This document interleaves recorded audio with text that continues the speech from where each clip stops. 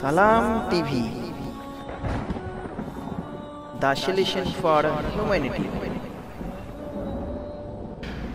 5 নম্বর প্রশ্ন করছেন, আমার বাবা নাস্তিক, ইসলাম সহ অন্য ধর্মে বিশ্বাস করে না। আল্লাহ হেদায়েত দান করুক।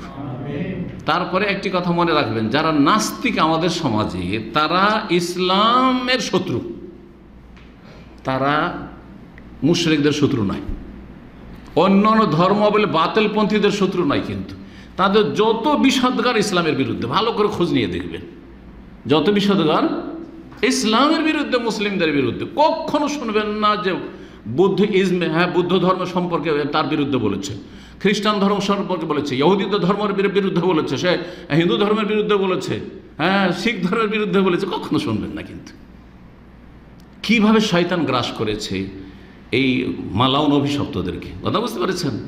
সুতরাং এটা ভাববেন না যে নাস্তিক, যে নিজেকে নাস্তিক বলে দাবি করে, সে সমস্ত ধর্মের শত্রু। না, সমস্ত ধর্মের সাথে তার মিত্রতা আছে, একমাত্র শত্রুতা আছে ইসলামের সাথে।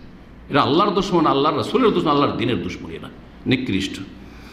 আল্লাহ এদের অনিষ্টকে ওদের দিকে ফিরিয়ে দেন, এদেরকে ধ্বংস করুন। তো বলছেন যে কোনো কিছু বিশ্বাস করে না, আমি কি তার থেকে অর্থ জমি গ্রহণ করতে পারবো? জীবদ্দশায় নিতে পারবেন, যাদের বেঁচে আছে, আপনার খরচ নেওয়ার অধিকার আছে, নেবেন। আপনি লেখাপড়া করবেন, তার খরচের ভরণ পোষণ নেবেন, খাবেন দাবেন, স্ত্রী খাবে, ছেলেমেয়েরা খাবে, তার কাছ থেকে খাবে, যতই নাস্তিক হোক আর যাই হোক না কেন, মাজার পূজারি হোক আর যাই হোক। আমি কি তার সাথে থাকা অবস্থায় বিবাহ করতে পারবো? হ্যাঁ, পারবেন।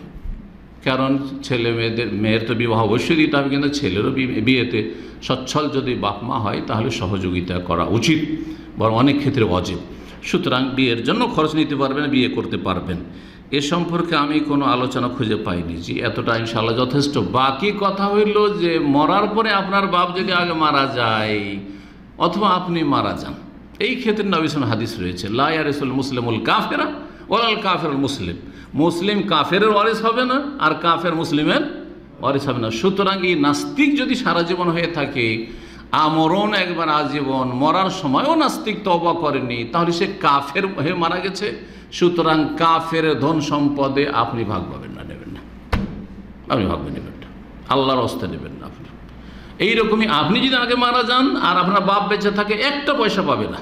ছেলের ধন সম্পদে, মুসলিম ছেলের ধন সম্পদে সেই কাফের নাস্তিক একটা পয়সা পাবে না, তার অধিকার নেই। যেটি হচ্ছে দ্বীন ইসলাম। আল্লাহ যারা বুঝার তৌফিক দান করেন।